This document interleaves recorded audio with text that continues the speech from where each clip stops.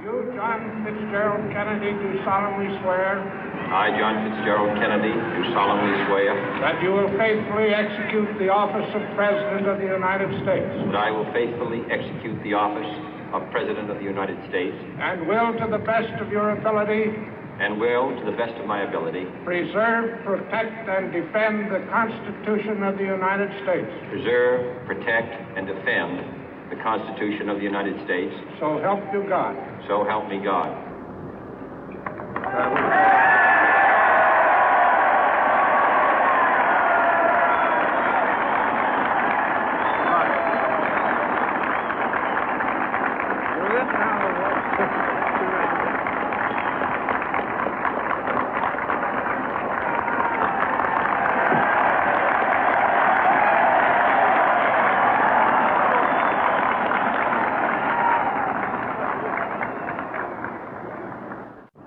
Vice President Johnson, Mr. Speaker, Mr. Chief Justice, President Eisenhower, Vice President Nixon, President Truman, Reverend clergy, fellow citizens. We observe today not a victory of party, but a celebration of freedom, symbolizing an end as well as a beginning, signifying renewal as well as change.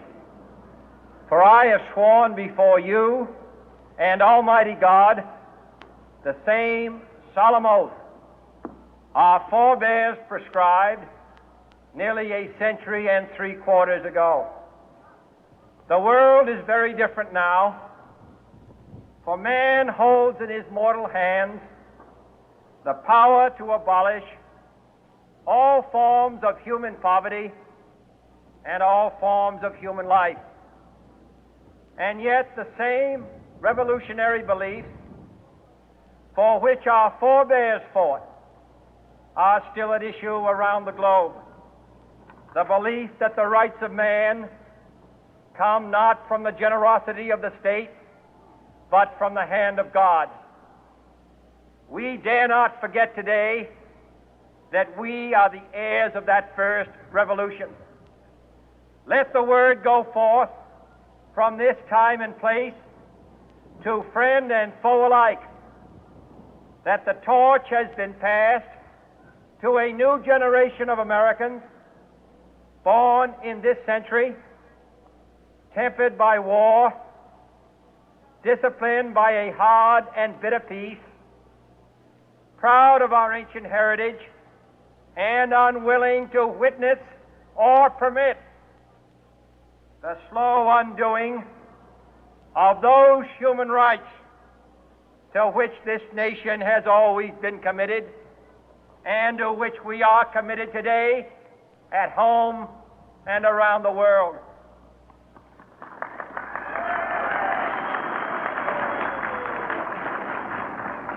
Let every nation know, whether it wishes us well or ill, that we shall pay any price, bear any burden, meet any hardship, support any friend, oppose any foe to assure the survival and the success of liberty.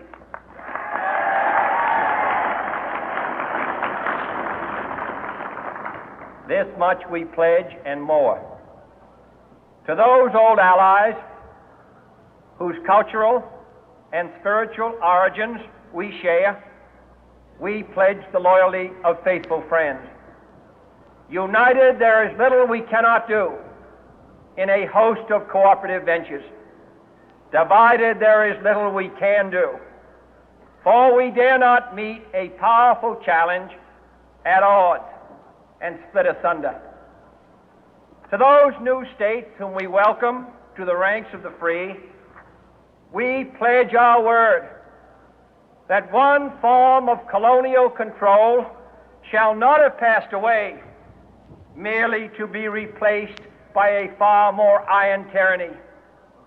We shall not always expect to find them supporting our view, but we shall always hope to find them strongly supporting their own freedom, and to remember that in the past, those who foolishly sought power by riding the back of the tiger ended up inside.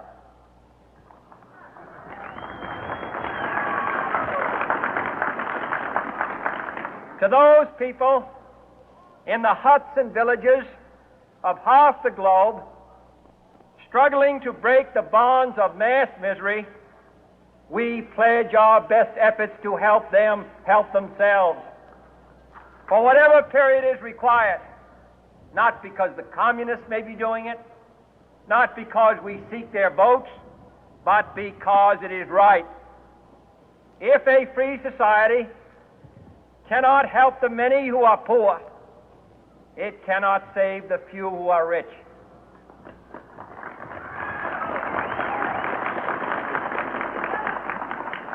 To our sister republics south of our border, we offer a special pledge to convert our good words into good deeds, in a new alliance for progress, to assist free men and free governments in casting off the chains of poverty.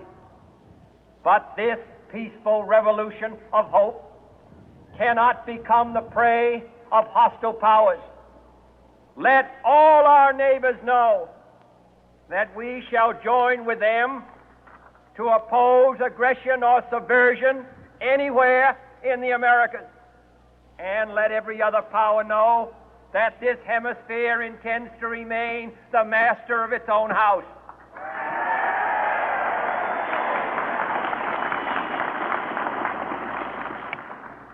To that World Assembly of Sovereign States, the United Nations, our last best hope, in an age where the instruments of war have far outpaced the instruments of peace, we renew our pledge of support to prevent it from becoming merely a forum for invective, to strengthen its shield of the new and the weak, and to enlarge the area in which its writ may run. Finally, to those nations who would make themselves our adversary, we offer not a pledge, but a request that both sides begin anew the quest for peace. Before the dark powers of destruction, unleashed by science, engulf all humanity in planned or accidental self-destruction, we dare not tempt them with weakness, for only when our arms are sufficient beyond doubt can we be certain beyond doubt that they will never be employed. But neither can two great and powerful groups of nations take comfort from our present course, both sides overburdened by the cost of modern weapons, both rightly alarmed by the steady spread of the deadly atom, yet both racing to alter that uncertain balance of terror that stays the hand of mankind's final war. So let us begin anew, remembering on both sides that civility is not a sign of weakness, and sincerity